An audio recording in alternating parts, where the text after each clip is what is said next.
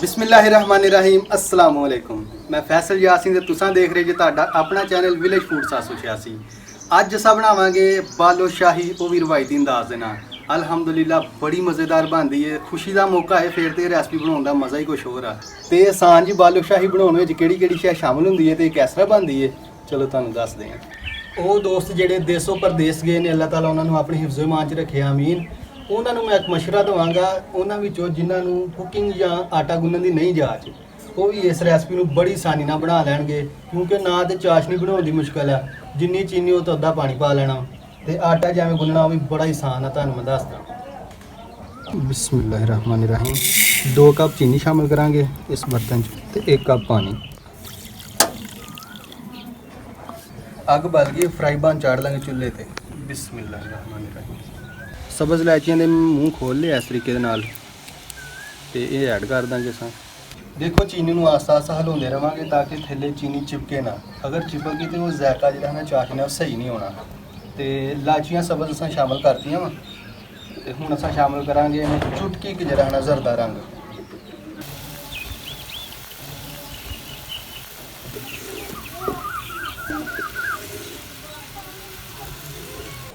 चाशनी तैयार होगी कि नहीं एक दफ़ा चेक कर लेने हैं।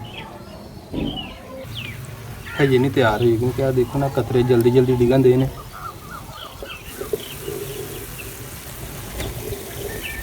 देखो चाशनी बनाउंदे वक्त एक गल का लाजमी ख्याल रखना वा कि अग हौली रखनी है। अगर अग तेज़ हुई तो चाशनी बर्तन तो बाहर डुलन का भी खतरा। तो अल्हम्दुलिल्लाह चाशनी तैयार हो गई है, इन्हू चेक कर लेने। अल्हम्दुलिल्लाह तार एक बन गई है, यानी चाशनी तैयार है बिल्कुल। इनू अस चुल्हे तो थले ला लांगे। इस बोल च ऐड करांगे 2 कप मैदा। बिस्मिल्लाहिर्रहमानिर्रहीम। मैदे नू पहले मैं छान लिया। ये ऐड करांगे ज़रूरत के मुताबिक नमक। देखो मिठाई के मुतलक कोई भी रेसिपी होए, अगर उस थोड़ा नमक शामिल हो जाए तो मिठे का बैलेंस भी सही हो जाता तो जायका भी बड़ा वधिया आउंदा। तो ये शामिल करांगे बेकिंग पाउडर तकरीबन अद्धे तो अद्धा चम्मच। ये सारी चीज़ों को अच्छी तरह मिक्स कर लांगे। सारी चीज़ां अच्छी तरह मिक्स हो गई ने। ये हुण असां शामिल करांगे अद्धा कप घ्यो।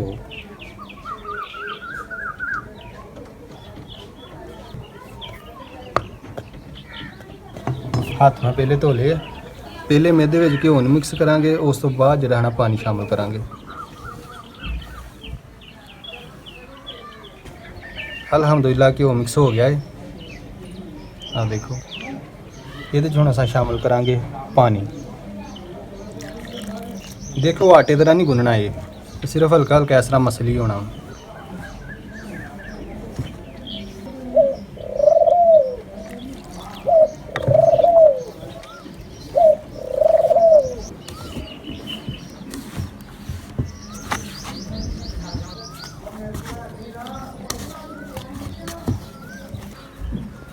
बस इस तरह आटे को गुनना। इनू असां हुण ढक के रखांगे तकरीबन 10 मिनट।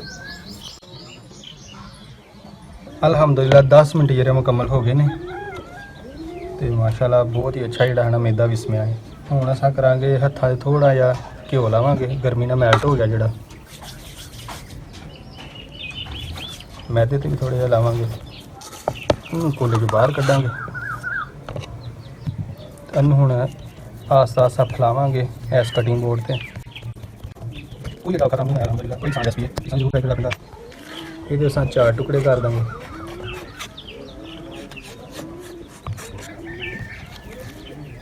इस तरीके इन्हों के उपर रख देंगे ताकि जी बालो शाही दी तहमां वा वो बड़ियां अच्छियां तैयार हो। फिर फैला देंगे इस तरह।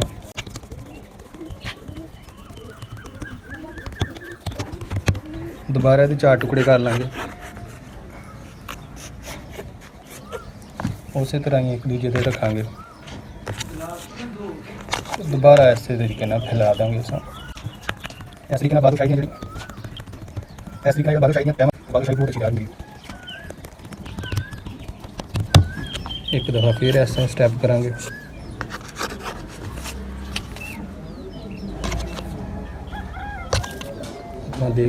तुम देख सकते लहरां जड़ियाँ ये बालो शाही बहुत ही वधिया तैयार होगी इंशाअल्लाह। आखिरी दफ़ा फिर फैलावांगे। ਹੁਣ ਇਹਦਾ ਅਸਾਂ ਰੋਲ ਤਿਆਰ ਕਰਾਂਗੇ ਇਸ ਤਰੀਕੇ ਨਾਲ।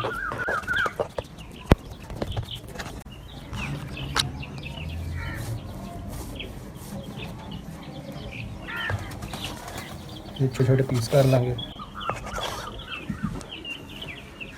अलहमदुलिल्लाह किड्डियां प्यारियां तैवां आईयां तुहां देख सकदे जे। बाकी पीसां नूं चुक लांगे।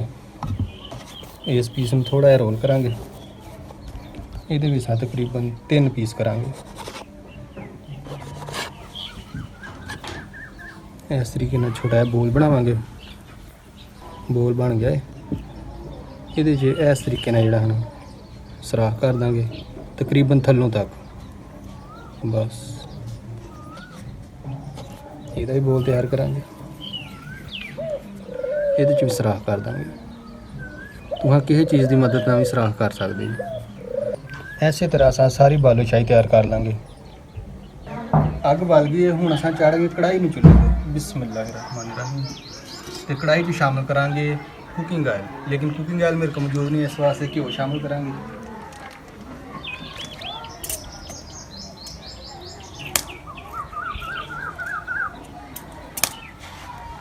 बिस्मिल्लाह।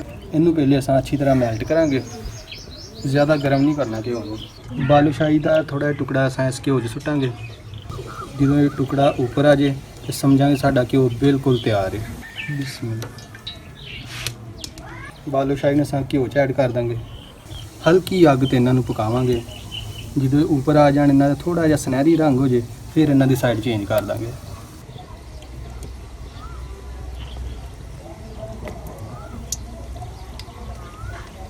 अगर बालूशाही तैयार करते वक्त चाशनी ठंडी हो जाए तो दोस्तों थोड़ी जी उन्होंने गर्म कर लियो। तो अगर ज़्यादा गर्म होए तो उन्होंने ठंडी कर लियो, क्योंकि अगर ज़्यादा गर्म होई तो भी बालूशाही जी खराब हो जानी है। अगर ज़्यादा ठंडी होई तो भी वो जी चाशनी है वो नहीं रचनी। इस वास्ते सिर्फ नीम गर्म होनी चाहिए है चाशनी। तो दोस्तों यह सी मेरी अज की रेसिपी। उम्मीद करता तुहानूं बड़ी पसंद आई होएगी। अगर पसंद आए तो लाइक करियो तो दिल खोल के शेयर करियो अपने दोस्तों ते फैमिली मैंबर्स के नाल। तो जेडे दोस्त साडे चैनल ते नवे आए ने वो साडे चैनल नूं हुणे सबसक्राइब कर लैण ते नाल ही बैल दा बटन दब देण, ताकि साडीआं इहो जिहियां नवीआं तो नवीआं रवायती रेसिपियां नोटिफिकेशन तुहानूं सब तो पहले ते टाइम नाल मिल सकण। इन्हां दी एक साइड जिहड़ी वो सुनहरी गोल्डन हो गई है, इन्हां दी असीं साइड चेंज कर दांगे।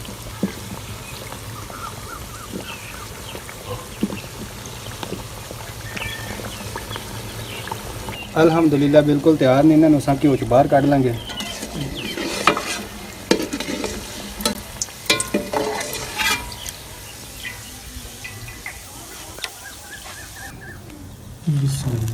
इन्होंने अस चाशनी च रख देंगे।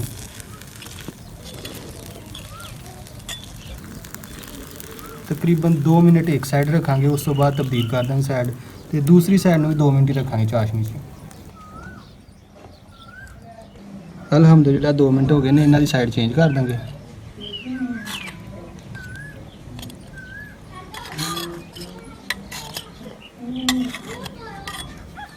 दूसरी साइड में 2 मिनट रखेंगे चाशनी।